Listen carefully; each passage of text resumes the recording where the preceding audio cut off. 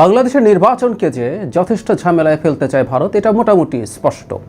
আমি দীর্ঘদিন থেকে বলে আসছি, মুখে অবাধ নির্বাচনের কথা বললেও একটা আনস্টেবল বাংলাদেশ, একটা অগণতান্ত্রিক বাংলাদেশই ভারতের চাওয়া। সম্প্রতি ভারতের একেবারে অফিসিয়াল স্টেটমেন্ট সে বার্তা আবারও দিয়েছে, সেটা নিয়ে কথা বলতে চাই। ভারতের এই বার্তাটা আসলে একটা রিয়াকশন। বাংলাদেশ ভারতের রাষ্ট্রদূতকে, হাইকমিশনারকে ডেকেছিল এবং কিছু ব্যাপারে তার দৃষ্টি আকর্ষণ করেছিলেন। কী ব্যাপারে? ভারতে অবস্থান করে বাংলাদেশের সন্ত্রাসী কর্মকাণ্ডে উস্কানি দেয়া এবং আগামী জাতীয় সংসদ নির্বাচন বানচালের প্রচেষ্টা করছে। ফ্যাক্ট, ভারতে বসে উনি এই কাজগুলো করছেন। এছাড়াও বলা হচ্ছে, মানে বাংলাদেশ সরকার এক্স্যাক্টলি যেটা বলেছে, ভারতে অবস্থানরত শেখ হাসিনা তার সমর্থকদের সন্ত্রাসী কর্মকাণ্ডে জড়াতে আহ্বান জানিয়ে নিয়মিত উস্কানিমূলক বক্তব্য দিচ্ছেন, যা বাংলাদেশের আইনশৃঙ্খলা পরিস্থিতি ও গণতান্ত্রিক প্রক্রিয়ার জন্য গুরুতর হুমকি হিসাবে বিবেচিত হচ্ছে। এছাড়াও শেখ হাসিনা এবং আসাদুজ্জামান খান কামালকে ফেরত দেওয়ার কথা বলেছে। খুব স্বাভাবিক, আমাদের এখানে তারা দণ্ডপ্রাপ্ত আসামি। আর জনাব ওসমান হাদির হত্যাকারীরা বা গুলি করেছে, ওর হত্যাকারীরা, তাকে হত্যার চেষ্টা যারা করেছেন, গুলি করেছেন, তারা ভারত পালিয়ে গেছে এ ধরনের খবর আমাদের সামনে আছে। বাংলাদেশ সরকার বলেছে তারা যদি পালিয়েও যায়, সন্দেহভাজনরা, তাদেরকে গ্রেফতার করে যেন বাংলাদেশে ফেরত পাঠায়। খুবই ভ্যালিড, খুবই লেজিট দাবি। এখন ভারত কি বলছে? সংবাদ বিজ্ঞপ্তিতে তারা বলছেন, বাংলাদেশের শান্তিপূর্ণ পরিবেশে অবাধ, সুষ্ঠু, অন্তর্ভুক্তিমূলক ও বিশ্বাসযোগ্য নির্বাচন অনুষ্ঠানের পক্ষে ভারতের অবস্থান আমরা ধারাবাহিকভাবে পুনর্ব্যক্ত করে আসছি। বাংলাদেশের বন্ধুপ্রতিম জনগণের স্বার্থের পরিপন্থী কোনো কার্যকলাপ ভারতের ভূখণ্ড কখনোই ব্যবহার করতে দেয়া হবে না। আর তারা সরকারকে বলছেন তারা যেন অভ্যন্তরীণ আইন শৃঙ্খলা রক্ষার জন্য পদক্ষেপ নেন। হ্যাঁ, আমরা নেব, আমরা ভারতের আশায় বসে থাকবো না। বলা হচ্ছে যে বাংলাদেশ অন্তর্বর্তী সরকারের প্রেস নোটে যা যা বলছে ওগুলো প্রত্যাখ্যান করছে। তারপর একটা গুরুত্বপূর্ণ কথা খুব ক্লিয়ারলি বলছে যে ভারতের অবস্থান তারা সব সময় ব্যক্ত করছে এবং স্বাস্থ্যের পরিপন্থী কোনো কাজ তারা কোনোভাবে করছে না। এই হচ্ছে তাদের বক্তব্য। করছে কি করছে না, ধরুন বাংলাদেশে যে অভিযোগগুলো আছে, দুজন দণ্ডপ্রাপ্ত আসামি আছে, ফ্যাক্ট, তারা তাদের ওখানকার অবস্থান নিয়ে কোনো রকম কোনো দ্বিধা নেই, অবস্থানগুলো স্পষ্ট। এখন এই দুজনের তো বটেই। বাংলাদেশের দুজন পালিয়ে গেছে সন্দেহভাজন, যারা হাদিকে গুলি করেছেন, সেটা যদি হয় বাংলাদেশ চাইতে পারে। বাংলাদেশ বলেননি ওখানে চলেই গেছে, বাংলাদেশ বলছে যদি যায় তাহলে ফেরত দেবেন। আর শেখ হাসিনা যা করছেন, মানে এটা কোনো গোপন ব্যাপার না। খুবই মজাটা এই জায়গায় যে মাঝে মাঝে এমন হতে পারে যে আমরা গোয়েন্দা তথ্য পেলাম, আমরা আওয়ামী লীগের বিভিন্ন গ্রুপে, তারা নাকি এখন টেলিগ্রামে গ্রুপ খুলে এসব নিয়ে কথাবার্তা বলে, যে ওখানে দেখলাম বা জানলাম কোনোভাবে যে শেখ হাসিনা এ ধরনের উস্কানি দিচ্ছেন, এই ধরনের ধ্বংসাত্মক কাজের জন্য লোকজনকে মোটিভেট করার চেষ্টা করছেন। তাহলেও একটা কথা, আর ওই ডকুমেন্ট থাকলেও সেটা আমরা তুলে দিতাম। শেখ হাসিনা পাবলিকলি কথা বলছেন, খুব নিয়মিত, অলমোস্ট প্রতিটা ইস্যুতে কথা বলছেন। আওয়ামী লীগের পেজ এবং আওয়ামী লীগের নেতা জনাব আরাফাতের ইউটিউবে খুব রেগুলারলি সেগুলো আপলোডেড হয়, একদম public document. So Sheikh Hasina যে কাজটা করছেন, এটা নিয়ে তো কোনো রকম কোনো কনফিউশনের কিছু নাই। আমি কিছুদিন আগে একটা ভিডিও করেছিলাম যেখানে শেখ হাসিনার রায়ের পর ভারতের শ্রীরাধা দত্তর কথা, যিনি ভারতের একটা ইউনিভার্সিটি টিচার, এখন একসময় বিজেপি পরিচালিত পেছন থেকে একটা থিঙ্ক ট্যাঙ্ক বিবেকানন্দ ফাউন্ডেশনে তিনি সাউথ এশিয়ান ডেস্কের চেয়ার ছিলেন। তিনি তো নিজেও স্পষ্টভাবে বলছেন, কয়েকটা জায়গায়, কয়েকটা বিদেশি চ্যানেলে বলেছেন যে শেখ হাসিনা আসলে এইসব ধরনের ধ্বংসাত্মক কাজের, সহিংসতার উস্কানি দিচ্ছেন এবং সেগুলোর ফলে বাংলাদেশে গাড়ি পোড়ানো হচ্ছে, বাংলাদেশের মানুষ মারা গেছে গাড়িতে আগুন দেওয়ার ফলে। আমাদের সামনে এই ধরনের কনভারসেশন এসছে যে তারা ব্যবস্থা নিচ্ছে প্রতিশোধের। তখন উনি খেপে গিয়ে শেখ হাসিনা বলছেন যে মুখে বলতে হবে না, করে দেখাও। সব রকম কথাবার্তা আছে, সব রকম। বাংলাদেশের নির্বাচন বানচাল এবং ভণ্ডুল করার জন্য যে কোনো আহ্বান পাবলিকলি শেখ হাসিনা দিচ্ছেন, কিন্তু ভারত এটাকে ডিনাই করছে। আমি প্রায় একটা কথা বলে অনেক আগে থেকে বলি, মানে এই দেশটার পররাষ্ট্র নীতি দেখে আসলেই অবাক হই। মানে বাংলাদেশকে সরিয়ে রাখি, বাংলাদেশ নিয়ে যখনই আলাপ আসে একটা কথা বলে যে দেশের বেশিরভাগ লোক মুসলমান, তাদের হিন্দু বিদ্বেষ আছে। বাংলাদেশের মানুষের হিন্দু বিদ্বেষ কিছু মানুষের থাকতে পারে, গ্রোসলি এটা আমাদের ট্রেন্ড না। ঠিক আছে, তর্কের খাতিরে তাদের এটাকে যদি আমরা সরিয়ে রেখে বলি, নেপাল পৃথিবীতে পার্সেন্টেজ অফ হিন্দু ভারতের চাইতে নেপালে, মানে পৃথিবীর সবচেয়ে বেশি পার্সেন্টেজ অফ হিন্দুর দেশ নেপাল। একসময় হিন্দু ধর্ম এটা রাষ্ট্রীয় ধর্ম ছিল। নেপালে ভারতের রুপি একেবারে তাদের কারেন্সির মতো চলতো। ভারত নেপালের লোকজনের বাধাহীন সীমান্ত এলাকায়, যে একটা সমতল আছে তরাই বলে, এই অঞ্চলের সাথে ভারতের সীমাহীন যোগাযোগ, বিয়ে শাদী সব কিছু হয়েছে।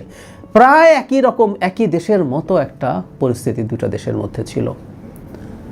সেই নেপাল ভারতের শত্রুতে পরিণত হয়েছে। ভারতকে বুঝতে হবে ভারত এটা আর্ন করেছে। নিশ্চয়ই আমাদের মনে আছে বিজেপি সরকারই নেপালকে ব্লকেট দিয়েছিল যখন তারা নতুন কনস্টিটিউশন লিখে ভূমিকম্পের মাত্র কয়েক মাসের মাথায় এইসব ইত্রামি ভারত করেছিল। মলদ্বীপসের মতো একটা দেশের প্রেসিডেন্ট নির্বাচিত হয়ে যান ইন্ডিয়া আউট ক্যাম্পেইন করে। কোথায় না, শ্রীলঙ্কার মাটিতে চায়না প্রভাবিত সরকারি একটার পর একটা এসছে।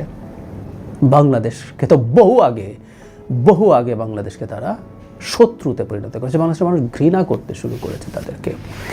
ভারতে চাওয়ার কারণটা আমরা জানি, কিন্তু আসলে লাভ হবে না। ভারতে চাওয়ার কারণটা নিয়ে একটু যদি বলি, সেটা হচ্ছে ভারত এই অঞ্চলে আসলে চায়, ওই যে বলে যে ভারত এই যে উপমহাদেশ, ব্রিটিশ যে কলোনিয়াল শাসন ছিল সেই পুরোটারই অধিপতি হতে চেয়েছিল। ভারতের প্রধানমন্ত্রী নিজকে ব্রিটিশ ভারতের ভাইসরয় হিসেবেই দেখতে চান। ফলে এখানে স্বাধীন সার্বভৌম কোনো দেশ থাকবে এটা সে পছন্দ করে না। সে চায় অন্য যে কোনো দেশ তার কলোনিতে পরিণত হোক। এখন সমস্যাটা কোন জায়গায়? সমস্যাটা হচ্ছে শেখ হাসিনাকে একটু আর আগে একটু বলে রাখা ভালো, শেখ হাসিনাকে তারা রাখতে চাইতে পারে। আমরা এটুকু বুঝি যে সে যদি আবার শেখ হাসিনার মতো কোনো অ্যালাই চায়, কোনো দাস বা দাসী চায় বাংলাদেশে বা ইন আদার কান্ট্রিজ, তাহলে শেখ হাসিনাকে যদি ফেরত দিয়ে দেয় তার জন্য কঠিন হবে। যে শেখ হাসিনা সব উজাড় করে দিয়ে ভারতকে দেওয়ার পরও ভারত তাকে শেষ পর্যন্ত বাংলাদেশের হাতে তুলে দিয়েছে। তার এই স্ট্র্যাটেজিক রিস্কটা আমরা বুঝি। বা বাংলাদেশে পাঠিয়ে দিলে সে ভারতকে দেখে নেবে, এতেও কোনো সন্দেহ নেই। বহু কথা ভারতের বিরুদ্ধে বলবে যেগুলো ভারতের স্বার্থের বিরুদ্ধে যাবে। কিন্তু কথা বলতে দিতে হবে, চলতে দিতে হবে। মানে বাংলাদেশে একটা নির্বাচন ভারত মুখে বলে, এবং আমি এটাও মনে করি, এটা ফ্যাক্ট, ডক্টর ইউনূসের সাথে যেহেতু খুব খারাপ পরিস্থিতি হয়ে গেছে সরকারের, ভবিষ্যতে একটা নির্বাচিত সরকার যেটাই আসুক না কেন তারা নতুন করে আলোচনা শুরু করতে পারে। সো ইউনূসের সরকারের চাইতে ওটা তাদের প্রেফারেবল হতে পারে। কিন্তু বাংলাদেশ একেবারে অস্থির হয়ে বাংলাদেশে আবার এক ধরনের ডিকটেটরশিপ এখানে আরোপিত হোক, এটাই ভারতের মূল ইচ্ছে। কারণ কি? একটা স্লেভ যদি ভারত চায়, একটা শেখ হাসিনা যদি চায়, এটা গণতান্ত্রিক বাংলাদেশে সম্ভব না। কেন না? ধরলাম শেখ হাসিনার 50% হতে চায় কোনো একজন নেতা পাওয়া গেল, নির্বাচনে জিতলেন। ওই 50% না, 20% অফ শেখ হাসিনা, 20% শেখ হাসিনা হতে চায়। সেই দল চোখ বন্ধ করে আমরা বলে দিতে পারি এই ভারত তোষণের কারণে পরে নির্বাচনে নির্বাচিত হবে না। শুধু তাই না, এমনকি এর আগেই মানুষ রাস্তায় নেমে তাকে ক্ষমতা থেকে নামিয়ে ফেলতে পারে। সুতরাং গণতান্ত্রিক বাংলাদেশে ভারতের স্লেভ হবে এমন কাউকে পাওয়া যাবে না, ফুল স্টপ। এই দেশের রাজনীতি করতে হলে এই রাষ্ট্রের স্বার্থ দেখতে হবে, জনগণের স্বার্থ দেখতে হবে, এবং জনগণের যে মূল চাওয়া একটা স্বাধীন সার্বভৌম দেশের মর্যাদা সেটা রক্ষা করতে হবে। তাহলে উপায় কি? উপায় হচ্ছে শেখ হাসিনা, যিনি গণতান্ত্রিক হবেন না, যিনি অগণতান্ত্রিকভাবে বল প্রয়োগের মাধ্যমে ক্ষমতায় টিকে থাকবেন, যার জনগণের ম্যান্ডেট দরকার নাই, তিনি গায়ের জোরে ক্ষমতায় থাকবেন এবং ভারত যা যা বলে তাই করবেন। সে তার বিনিময়ে ভারত তাকে ক্ষমতায় থাকার জন্য সব রকম সুবিধা, সব রকম সাহায্য, সব রকম শক্তি সরবরাহ করবে। আমরা বুঝতে পারি তাহলে বিকশিত গণতন্ত্রের কোনো দেশ ভারত পছন্দ করবে না। নেপালেও এই ঘটনাই হয়েছে। নেপালে যখন পূর্ণমাত্রায় গণতন্ত্র এসছে তখন ভারতের এসব দাদাগিরি তো আর নেপালের মানুষ পছন্দ করেনি। তাই হিন্দু হয়েও অত্যন্ত কট্টর ভারত বিরোধী রাষ্ট্রে পরিণত হয়েছে নেপাল। আমরা সতর্ক থাকব। বাংলাদেশে নির্বাচনকে বানচালের চেষ্টা হবে এবং আমাদের নিজেদের মধ্যে কেওস লাগিয়ে দেওয়ার মতো আরও নানান ঘটনা ঘটানোর চেষ্টা তারা করবে, এটা আমরা ধারণা করতে পারি যৌক্তিকভাবে। এই সব কিছু মাথায় রেখে আমরা সতর্ক থাকবো। তাদের স্টেটমেন্টেও আছে আমাদের নিরাপত্তার ব্যাপারে ব্যবস্থা নিতে বলেছেন। ইয়াস, আমরা ভারতের কথা শুনবো না, আমরা এমনিতেই নিচ্ছি। আরও সতর্ক হতে হবে, কারণ তার এই রিয়াকশন, মানে শেখ হাসিনার নোংরামির অকাট্য জাল জাজ্জল্যমান প্রমাণ থাকার পরও তারা এটাকে ডিনাই করে বলছে তারা প্রশ্রয় দেয় না বাংলাদেশের মাটিতে কিছু ঘটাকে। এর চেয়ে হাস্যকর কোনো কথা হতে পারে না, কিন্তু তারা সেটা বলছে। সুতরাং তাদের মানসিকতা আমরা বুঝতে পারি। দীর্ঘদিন থেকে আমরা এটা অনুমান করেছি। তাদের স্টুপিডিটি চলছেই, এতে তারা সফল হবে কিনা সেটা তাদের বিবেচনা। কিন্তু আমরা বলতে চাই আমরা আমাদের সতর্কতাগুলো রাখবো, এবং বাংলাদেশের সাথে, যদিও শেখ হাসিনার রায়ের পর তারা এক ধরনের পিপল টু পিপল রিলেশনশিপের কথা বলেছে এবং বেশ সফট একটা স্টেটমেন্ট দিয়েছিল, কিন্তু এই স্টেটমেন্টটা আবার মানে তাদের পছন্দ হয়নি, হয়তো তাদের হাই কমিশনারকে ডাকা একটু রিয়্যাক্ট করেছে। আমি মনে করি আমরা যদি শক্ত থাকতে পারি এখন এই সরকার তো আছেই, ভবিষ্যতের নির্বাচিত সরকারও যদি জনগণের স্বার্থ নিয়ে শক্তভাবে থাকেন, এবং আমরা জনাব তারেক রহমান বিবিসি বাংলাকে যে ইন্টারভিউ দিয়েছেন সেখানে ভারতের ব্যাপারে খুব ক্লিয়ার অবস্থান জানিয়ে দিয়েছেন যে জনগণের দিকেই তিনি থাকবেন ভারত প্রশ্নে। জনগণ কী চায় আমরা খুব ভালো মতো জানি, সুতরাং তিনি ভারতের শত্রুতে পরিণত হওয়ার সমূহ সম্ভাবনা আছে, এবং নির্বাচন হলে বিএনপি ক্ষমতায় আসতে পারে, এটা প্রায় নিশ্চিত। সেই সম্ভাবনা মাথায় রেখে সেটার ব্যাপারেও জনাব তারেক রহমানের প্রতি তাদের অনীহা থাকতে পারে, সবই আমরা জানি। কিন্তু আমরা আমাদের দেশ আমাদের মতো করে তৈরি করতে চাই, এবং ভবিষ্যতের সরকারগুলো, সেটা বিএনপি হোক বা আর কেউ, তারা যেন জনগণের এই জায়গাটা নিশ্চিত করেন।